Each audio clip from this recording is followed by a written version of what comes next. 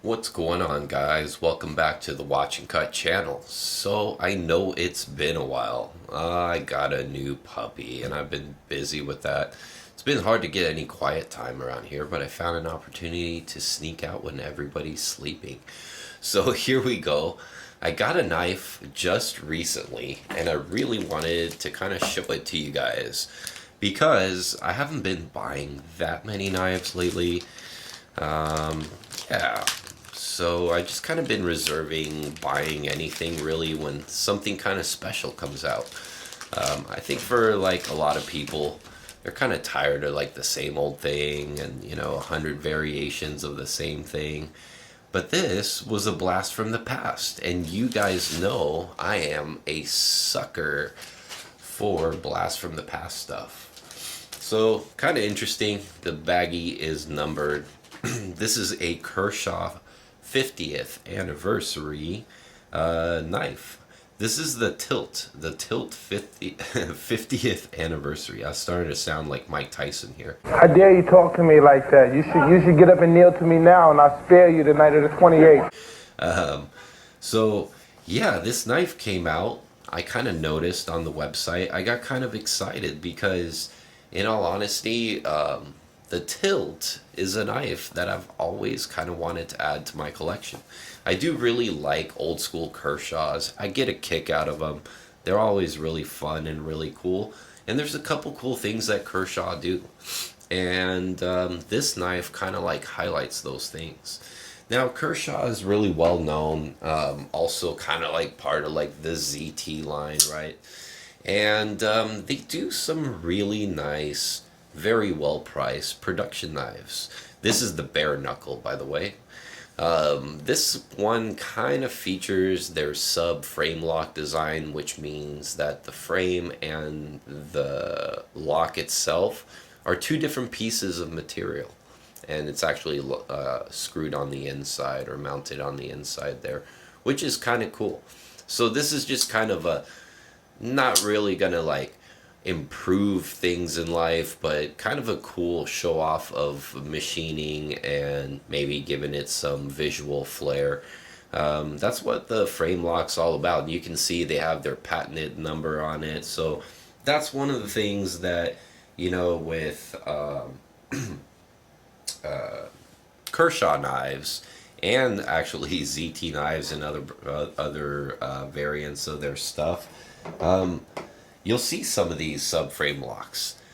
Another thing that you're going to see a lot of is you're going to see this composite blade technology is what they call it. And that's basically them mating two pieces of different steels together. And basically, dang, there's some cobwebs on some of these knives. Basically, that's when they made two pieces of steel together to make one blade. Some of them have a puzzle piece like this one. Some of them are just straight across. But you can almost see a nice fine layer of like a copper type material, and that's how they fuse it. It's kind of copper fused, which is kind of neat. So in essence, you got something either more like tough, like flexible, a tougher steel up at the spine area with more of a harder cutting edge kind of steel on the bottom. Or perhaps you have something just a little bit more rust proof on top, and then you got your maybe higher carbon steel on the bottom. So they do this composite material stuff quite a bit. They usually use D2s, C28N. They use, man, I'll bring out some other examples of cool stuff that they do with this composite stuff. So that's kind of like the two main things that honestly, like, this brand is known for, right? Like the subframe lock and the composite blade. So they've done this on many knives. I'm just gonna scooch this over because I really kind of want to highlight. I mean, this is an anniversary. 50 years with Bill Kershaw's brand. Although Bill Kershaw wasn't a part of it for a very long time. He got bought out and and all that good stuff. The American dream. But yeah, 50 years of this company just making really nice, reliable tools. And Kershaw holds a special spot for me because as a Marine Corps grunt, field artillery guy, this is the brand that I used to buy at the PX. I bought tons of these. I broke tons of these too. But they were pretty much in the early 2000s like the go-to brand at the PX. And then everybody else had like Gerber multi-tool type stuff. I kind of prefer just to have a knife. That was my thing. And I would rather just, beat it to death and go to the PX and at the time spend $82, which was like, wow, that was a lot of money for a knife in early 2000s for me. But yeah, I bought these and I used them to break down like heavy ropes in pallets for the artillery rounds. I shot 155 millimeter howitzer, so the rounds were huge and they came in pallets, and you had huge pallets of different types of fuses and so on and so forth. Kind of a cool job. Big 155 millimeter howitzer and a 5-ton truck. Yeah. So, anyways, great brand. So the reason why I'm saying all this is because I want to highlight like some of my favorite things about Kai USA and like the ZT line in Kershaw specifically. I haven't really gotten to their kitchen cutlery stuff, but I'm sure that's pretty fantastic too from what I hear, because I do know a few people that do have them. But the cool thing about these guys is they do something that's, ZT calls it the factory custom. And the factory custom is a production knife that they make, and it may have an updated steel. It may have new colors to it. It may have, little hidden gems about it. Like, I don't have enough light to really show it off, but this one's got actually like a rainbow hue on the inside, and through this window you can see ZT or zero tolerance knives. And then you got that same hue that actually follows all across the edge here. So you got this crazy finish work. You got these nice, really high-end, well fitted up, and really nice and smooth carbon fiber inserts. And this was what they considered a factory custom, which I thought was fantastic. And I love ZT factory customs. I went nuts over the years.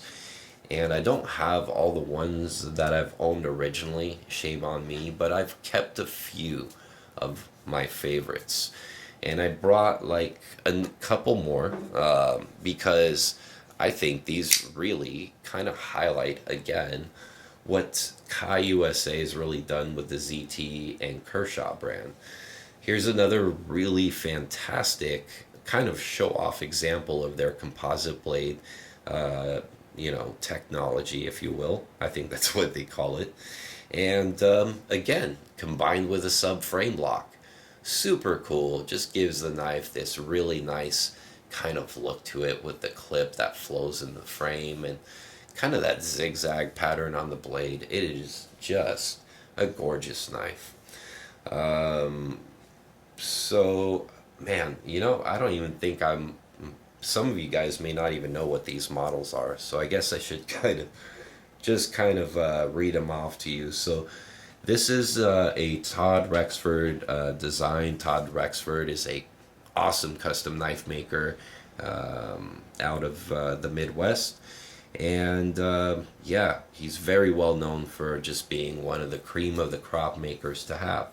So this is based on one of their customs. I believe it's the Singularity. Don't quote me on that.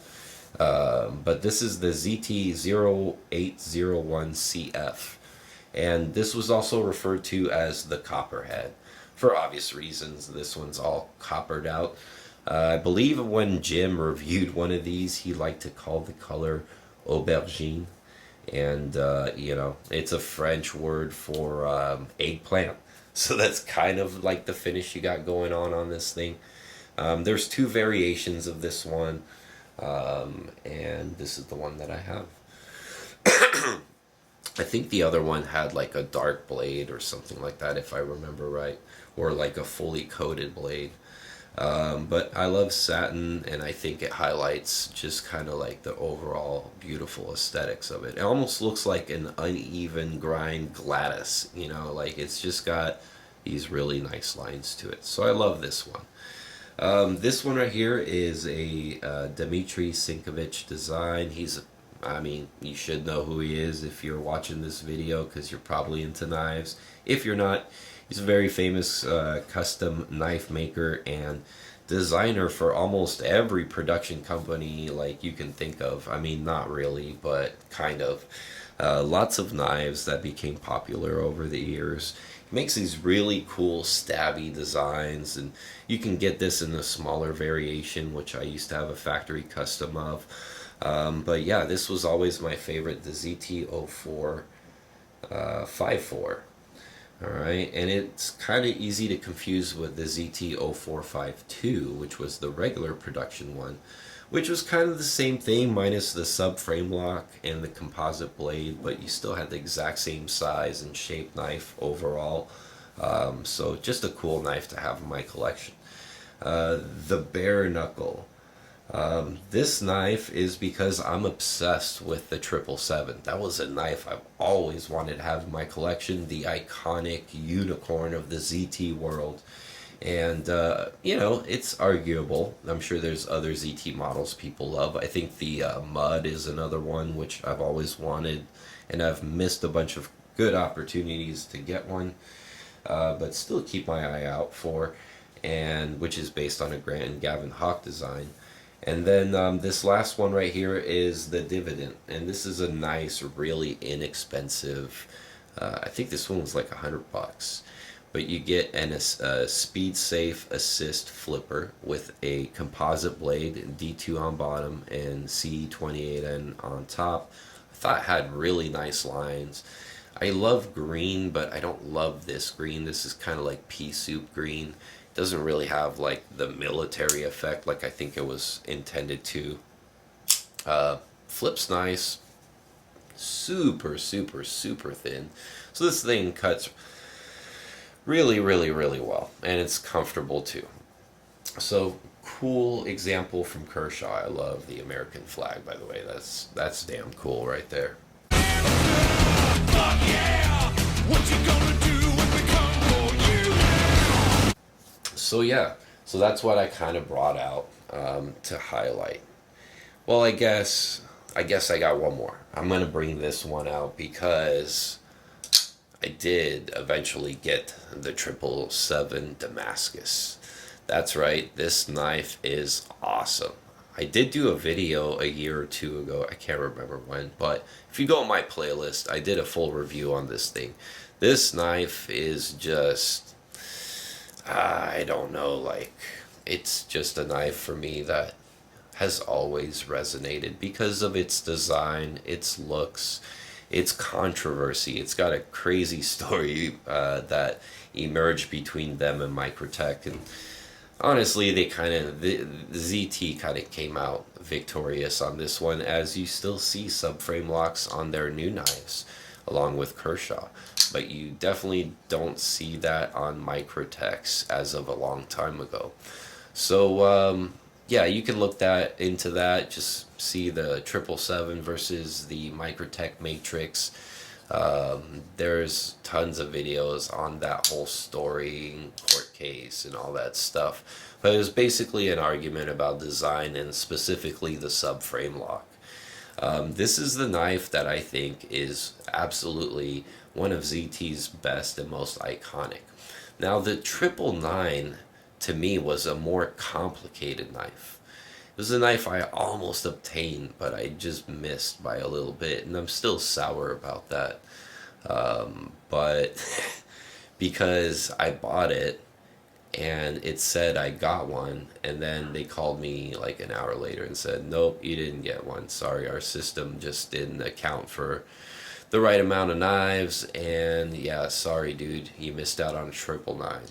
So yeah, as a matter of fact, in my history in Knife Center, you can still see my receipt for my 999 that I never got. kind of ironic. Later on, in years later, this was definitely a knife I preferred over the 999. The 888 was cool, not exactly my favorite of the line, not like this one, but also very, very intricate and very interesting. But the 777 was the one that I think just, I don't know, everybody just went nuts over this thing. And they were incredibly cheap, too cheap to keep producing through the whole run, from what I understand. But yeah, there's definitely different versions of that story. So yeah, the iconic 777. Super cool knife, right? So this is kind of where like the build up builds to this particular knife we've got right here. And I'm just going to bring it out because, you know, I did already take it out of the package and I already kind of carried it for 2 days. Here it is. This is the 50th anniversary Kershaw Tilt. This thing is crazy. It is wild. It flips really nice. It's big, but not, but yeah, it's big. It has a decent amount of cutting edge, plenty of cutting edge that you would need, but a massive forward finger choil. It's just really unique, like in whichever direction you decide to look at it. This thing was weird. So here's the original Tilt, just for reference. As you can see, this one kind of just has a much more definite representation between handle material and blade and all that good stuff. I mean, it's a good looking knife, no doubt. There's no argument on my end that the original Kershaw Tilt is probably one of the most sought after Kershaws out there. I mean, if you have an original Tilt, I think, in my opinion, that's the collector's most desired one. So when this thing was announced, not long ago actually, it kind of came about abruptly, and it left really abruptly too. What's interesting about this is they put a limited edition, right? And I saw this knife and I said, maybe they're going to do a different handle color, who knows, right? Like, they're going to make different, like, variations of this thing. But, you know, I set my calendar on my phone, which I never do. And I actually, like, thought about it the day, you know, that morning when it was supposed to come out. And I said to myself, I could at least get my money back, right? And make a cool video out of it. So I just bought it. And then come to be surprised, you know, because when they say limited edition, like, you really have to wonder nowadays, is it really? As a matter of fact, I'm doing an episode with Dirk on the EDC Hour podcast, which you can check out. His channel is way bigger than mine, so we're posting out of his channel, you know, and so you can find it there. And yeah, we're gonna actually discuss that tomorrow, as I'm filming this tonight. But yeah, this thing is legit a limited edition. As a matter of fact, when I went and looked at it the next day when I was showing my coworker, it was sold out. Kind of not really super surprised, but it also says discontinued. So that means it came and went, right? Like a cool, weird 50th anniversary little show off of their abilities of making these knives. Sold them for $500. Yeah, that's right, $500. Now there is something to be said about a $500 Kershaw, because this was a $575 knife. And this is a ZT, like, factory custom, right? Their premium line. Now this was that, you know, back in like 2010 or something like that, 2009. So yeah, that was a lot more money back then, but still, when you compare these two, I really like putting these two next to each other, because I think these are both like great commemorative pieces. Now I'm doing a rant, and I really don't care. You can turn it off if you want, but I got a lot to say, so I'm gonna keep going. So yeah, these two just belong together. That's just for some reason. They don't look the same, but they kind of utilize the same technologies, right? Like, the clip with the sharp angles and these really neat angular lock bars with all this milling work all over it. The composite blade material again. Now, this one's C28N and crew wear. Crew wear seems to be the newer thing that a lot of people are using. It's a great steel. I really like it, actually. I'm glad people have kind of picked up more on it than when it first came out. But it is not rust resistant. So this one, yeah, it's going to have to be oiled.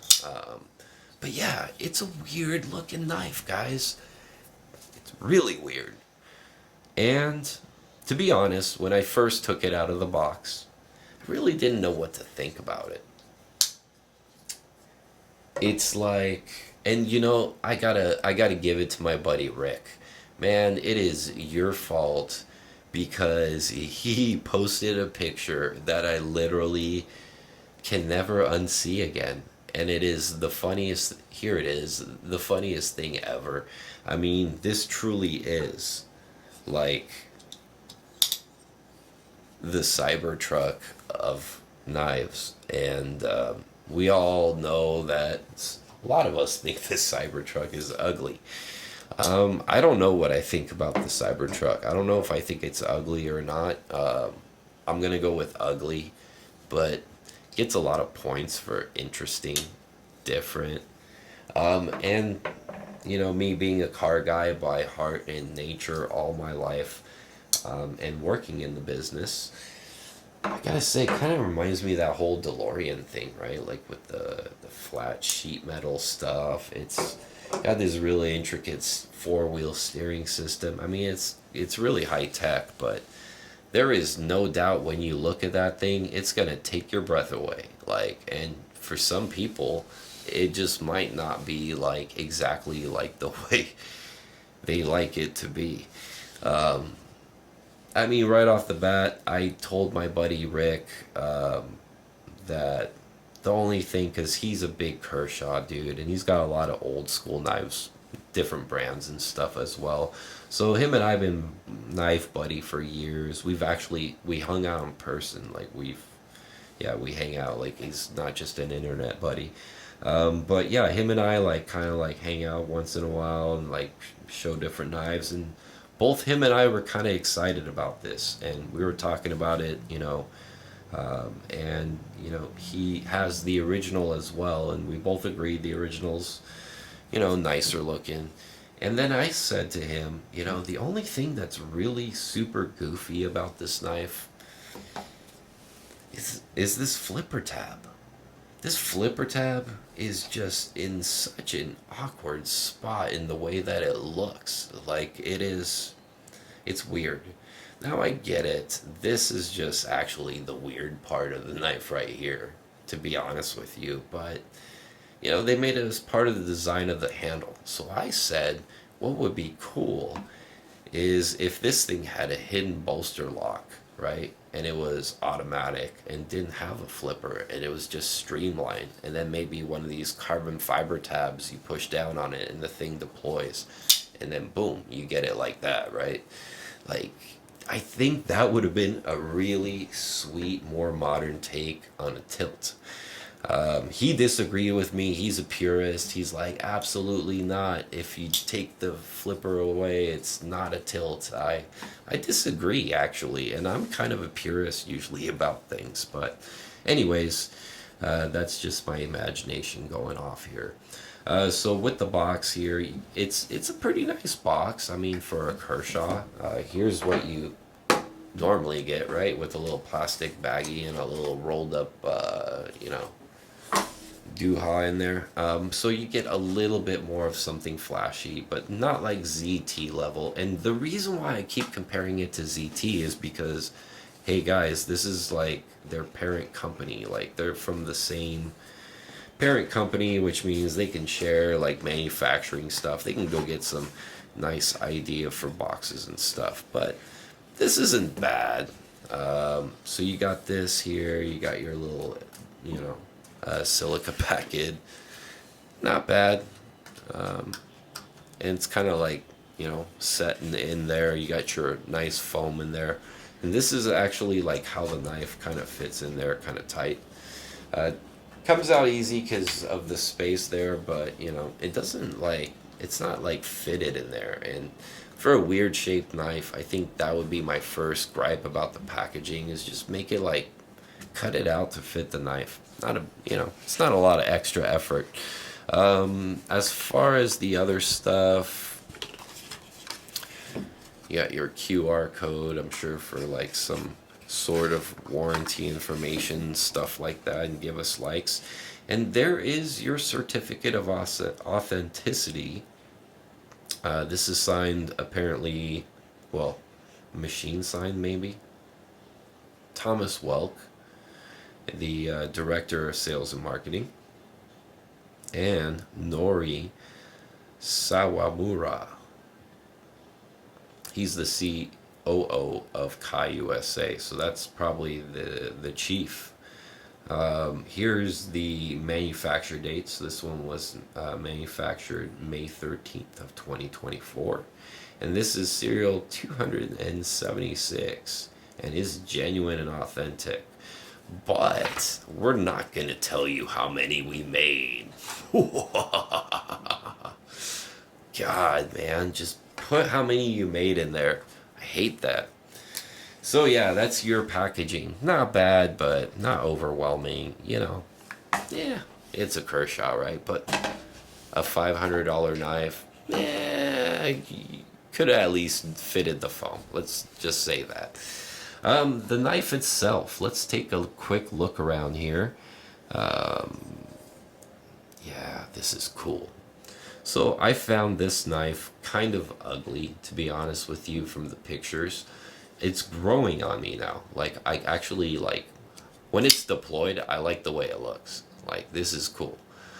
But when it is closed, it's a little goofy, you know? And that's where that, I just can't unsee the Cybertruck, you know? And that's funny. But the lines are really crazy, and I can appreciate the design, right? Like, you got this really nice fine milling all over it right here. Continues on to the pocket clip. I mean, they tried to put it on most surfaces. They did leave it off the edges that are chamfered, and you can see they're chamfered quite nicely. They're actually kind of like very wide edges that they chamfered over here. So no sharp edges anywhere on this one. It's a very nice machining process. The back spacer slash scales, very, very interesting. On the show side, they just really concentrated on keeping this sterile. Kind of got like a starburst pattern, and it's got a little tiny bit of contouring inwards here. So I do like the way that the handle feels. It's very comfortable despite like kind of how bulky it looks. And you got relatively large finger guards, and that extends all the way out to the blade as well, so you can go ahead and choke up on it. And you can see this is no small knife by any means. It's pretty damn large. Now the blade itself is really cool because it's a Wharncliffe, and it's a very useful blade. And I like it when they do these Wharncliffes like this, because they still have a point. So even though it's not a typical drop point with a you know, a typical like tip that you'll find on a knife, it does have a tip. You kind of have to angle it a little bit differently, but you do have a very functional tip to puncture material very nicely. So these are, out of all the Wharncliffe and like sheepfoot designs, these kind of really sharp ones are actually really good for doing that kind of task. The blade itself is a bead blast finish. It's coated and bead blasted, and again, that's because probably, I'm assuming it's because we're dealing with crew wear, and crew wear can definitely rust very easily. As a matter of fact, one of my coolest force patina example knives is crewware. And just by putting some, warts jelly and stuff in certain patterns, the stuff like just took to patinaing like no other steel. So the stuff rusts fast. So good steel for cutting though, very very tough. And if you oil it, nothing happens. But in this case, like I said, they did do like kind of you can hear it. It's like a rough coating on it. Kind of feels like B-Blast, but it's rough and it's not smooth like B-Blast. So I'll just go with somewhat coated blade. It's got the composite technology with the fusion, with some of that copper right there. Model number on this one is the 7424. I think the original was 7410 if I remember right. You got your serial number right there. Again, crewware, and the other steel is 14C28N. They did actually construct it with a pivot screw right here and a takedown screw right here. And if you look underneath, when you follow this really cool subframe lock, they went ahead and mounted it with 3 screws to give it enough tension. You had to have that much surface area. 3 screws, but underneath the clip, so it's completely invisible to you unless you remove the clip. And then if you look further on the inside, and I'll do a more detailed video later on this. This is kind of just my first look, unboxing video, if you will, but there's a lot of screws on the inside as well. So the construction on this thing is really what turned me on to buying it and spending $500 on it. It's not the prettiest thing, but man, it's kind of like a engineering marvel, if you will. It's just really interesting. And that's the kind of knives that I really go for. Sometimes I could overlook like certain aspects of something if it's just super interesting, and that's really what this thing's all about. Am I gonna keep it forever? I don't know. I think these will probably go up for a lot of money. Another thing to highlight is the action. I mean, you can hear the snappiness. It's very loud when it locks. It's a full titanium construction. And it's got that typical, ZT, KVT ball bearing sound to it. So very nice deployment, very authoritarian, and nice milling, by the way, on the inside here. You got plenty of space, you can see, to comfortably disengage the lock without like shoving the utmost thinnest piece of skin in between the lock bar to disengage it. A knife that would kind of do that would be something like this. Sometimes you go in there and you do this enough and it'll start to leave a line, so I really like it when people take a little extra time on, of course this is a more expensive knife, but I like the fact that they did take the time to kind of make that part of the knife really enjoyable too, because when it comes to a knife, there's a few things that I think I look for and when looking to buy a knife. And I've gotten more critical after over like 12 years of doing this. And for me, like I said, it doesn't have to be the best looking knife, it doesn't have to be the most interesting, but it's got to have a lot of something. And this knife definitely has a lot of things. And I like that, it just makes it super interesting to me. I do like all the angular type design elements and kind of tricks that your eyes are played with, the optical illusions that this thing kind of does to your eyes. When glancing at it real quick, it almost looks like just one large shank, right? Like there's not a whole lot of distinguishing between the handle and the blade color. So it does have kind of a really like unique thing going on, and the construction is just really unique. So kind of fascinated to take this thing apart, and I'm sure I will. Here's the backspacer construction. It does have a backspacer. It kind of makes it look like a either clamshell construction or something like that, but you have a backspacer right here, and then these two carbon fiber scales just meet right in the middle right here, which is really interesting to me. And there's no line that goes in the middle here. This continues to kind of another like sub backspacer piece, which I'm assuming goes underneath the carbon fiber. This is just one large backspacer that's all kind of puzzle pieced together. And then last but not least, you got the engraving, kind of commemorating the anniversary of 50 years with Kershaw Knives. Really interesting model that they picked to do it with, I gotta say. I'm kind of impressed actually, because this is a blast from the past for some of us collectors that have been in the game for quite a while. So let's do a few specs and kind of wrap this thing up here, because I've really went on and on and on about this knife. So overall length here we have about 9.6 inches roughly overall, so big knife. Handle, I'm gonna say we're gonna be about 6 inches if we're going to this tip right here. Blade length, I guess we could do it like this, and then we got about 4 point, let's see, about 4 inches, 4-inch blade. So yeah, big knife, really sweet. I just want to see it next to this one too, actually, because I always thought this was a big knife. That's not a knife, this is a knife. So yeah, wow, some cool specs on this thing. Yeah, so big knife, a lot of titanium and metal. Let's see how much this bad boy weighs.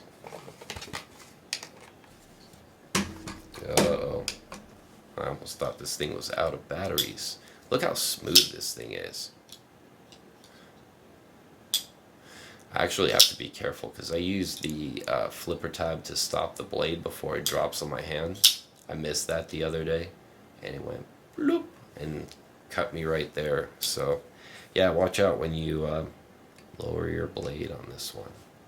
5.75 ounces. So for such a huge knife with a bunch of screws, constructions, and pieces of titanium and this and that, that's pretty damn good. It's still under 6 ounces, so I think that's awesome. Very nice piece of gear right here, I just gotta say. And I really like that they continue. I don't know, some people might think it's beating a dead horse, but man, for me, Kershaw Knives, ZT Knives needs to get back into this kind of thing as well. And that could also mean that there's hope for ZT Knives to come back one day if Kershaw Knives is, playing around like this. So yeah. So yeah, the Kershaw Tilt. Get yours today if you can get one. You're probably going to have to get them used because, like I said earlier in the video, or maybe I didn't, I don't remember, but just in case I didn't, these are immediately discontinued the first day they came out. So I almost didn't buy one because I thought there was going to be other colors and variants, and but I'm glad that at least this variant is discontinued and gone forever. So for us collectors that like to have something that, hey, we're on the mailer, like we spent a little extra time trying to hunt for these things. It's kind of cool to like win something, right? I mean, I didn't win it, but I got one, right? So, and there's not that many out. And then it says discontinued. So yeah, I don't know. I think that's kind of cool. Some of you guys might disagree with me, but that's not to say that, at some point in time that they won't, go ahead and, oh, I see, there's a little divot in there. So that's how it sits in there, by the way. But yeah, there's nothing saying that they won't make these again, but if they do, these are pretty damn cool. Alright, so hope you guys like this video. I know it was really long, but why not? I haven't made a video in a while. Why not rant a little bit? Please like the video. Leave comments down below. And yeah, we'll see you guys all on the next one.